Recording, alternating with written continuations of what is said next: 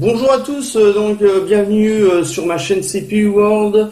Aujourd'hui et encore pour compléter la section Vintage 80. Alors cette fois-ci pour compléter encore ma collection Vintage, ordinateur, console, du lourd, du très très lourd. Pour les connaisseurs, ceux qui ne connaîtraient pas, je vais tâcher de vous mettre quelques démos de jeux que l'on pouvait trouver sur cette machine à l'époque, ce qui pourra vous donner un aperçu du très très lourd. Pour les connaisseurs, aujourd'hui je vous présente, et pour compléter ma collection, et difficilement trouvable également comme l'Amstrad CPC 6128 et même sur les brocantes, le Commodore 64, donc le modèle original de base. Alors ici, j'ai juste une petite touche qui est cassée, qui sera refaire un peu plus tard. Le fameux Commodore 64 que j'ai également possédé dans les années 80. Difficilement trouvable également. J'en ai un exemplaire ici, original. Commodore, comme vous pouvez le voir à l'arrière, Commodore 64. Donc là, le modèle original. Il va me manquer certainement encore quelques petits éléments, alimentation, sortie vidéo. Je pense que cette machine, bien entendu, devrait fonctionner. C'est toujours des machines assez robustes. Alors le clavier, vraiment le clavier mécanique des années 80, bien comme il faut. Franchement, une belle machine, une machine vintage.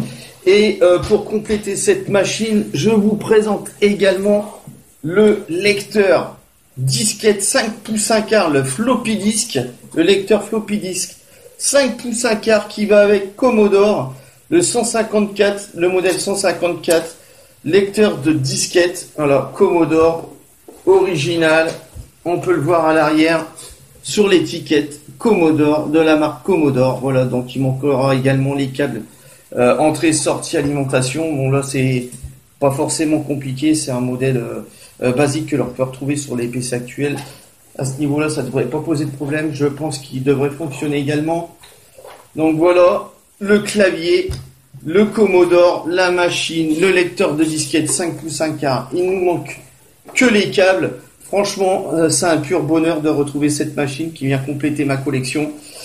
Franchement, je suis très content d'avoir cette machine également parmi tant d'autres. Et donc voilà pour cette vidéo. Continuez à vous abonner, suivre ma chaîne, mettez des petits pouces qui fait toujours plaisir. Vos commentaires bien entendu pour les connaisseurs de cette machine, les anciens qui connaissent toutes ces machines des années 80. Je vous ai pas présenté ici sur les côtés, donc des ports bouton marche arrêt, les ports entrée manette de jeu. Donc voilà, pour les connaisseurs, mettez vos commentaires, ce qui fera toujours un plaisir, et puis continuez à vous abonner à ma chaîne, à suivre ma chaîne, et je vous dis à très bientôt. J'espère encore pour une nouvelle machine des années 80 qui viendra compléter ma collection prochainement, je l'espère. Merci beaucoup. Le Commodore 64 utilise un microprocesseur 8 bits 6510, un dérivé proche du 6502 qui a la possibilité de gérer des banques de mémoire en les amenant à la demande dans l'espace d'adressage du processeur et dispose de 64 kilooctets de mémoire vive. Au Royaume-Uni, il a rivalisé en popularité avec le ZX Spectrum et a tiré bénéfice d'un clavier de taille normale et de puces graphiques et son plus avancées. La puce graphique VIC-2 fournit 16 couleurs, 8 sprites, des capacités de défilement scrolling et 2 modes graphiques BIMAP. Le mode texte standard fournit 40 colonnes comme la plupart des modèles PET de Commodore. La puce sonore SID a 3 voix, plusieurs formes d'ondes, modulation sonore et capacité de filtrage. Elle est très avancée pour son époque. Son concepteur Bob Yann sera le cofondateur de la société de synthétiseurs Ensoniq. Le Commodore 64 hérite des machines CBM et du VIC-20, un port utilisateur programmable 6522 et un port série propriétaire fonctionnant sur un principe proche de l'I3E 488 et permettant de brancher et d'adresser des périphériques, en particulier une ou plusieurs unités de monodisquette de 5,25 pouces 1540, lecteur de disquette du VIC-20 1541 et 1542. Il y a un modèle portable avec modem et écran intégrés. Avec cet ordinateur est probablement apparue une culture underground informatique connue sous le nom de scène démo. Commodore tente en 1984 de remplacer le C64 par le Commodore Plus 4, qui offre un affichage plus haut en couleur, une meilleure implémentation du BASIC version 3.5 et 4 logiciels traitement de texte, tableur, gestionnaire de fichiers et graphisme, implantés en mémoire morte. Cependant, il manque à ce modèle les capacités de sprite, et il propose des capacités sonores en retrait, une bibliothèque de logiciels quasi inexistante et surtout une absence de compatibilité avec les logiciels du C64.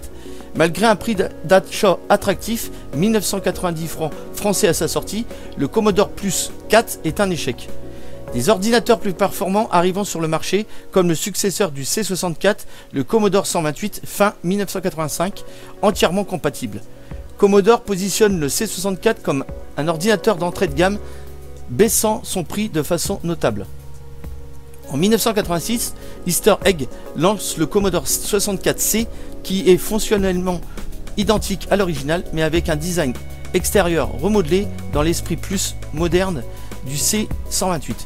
Le C64C était souvent fourni avec le système d'exploitation graphique GEOS.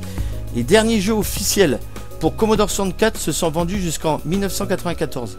Pendant l'été 2004, après une absence sur le marché de près de 10 ans, Tulip Computer BV, propriétaire de la marque Commodore depuis 1997, annonce un C64 Direct au TV, une console joystick basée sur le C64 avec 30 titres préprogrammés en ROM, selon un principe similaire aux mini-consoles basées sur l'Atari 2600 et l'Intellivision qui avaient eu un succès plutôt modeste auparavant. Le C64 reste toujours employé, particulièrement pour la musique. Ces programmes peuvent être utilisés sur des machines plus récentes au moyen d'un émulateur. Certains jeux sont disponibles sur le service de la console virtuelle de la console Wii. En 2011, une société basée en Floride a mis en vente un Commodore 64 reprenant le boîtier d'origine et compatible PC.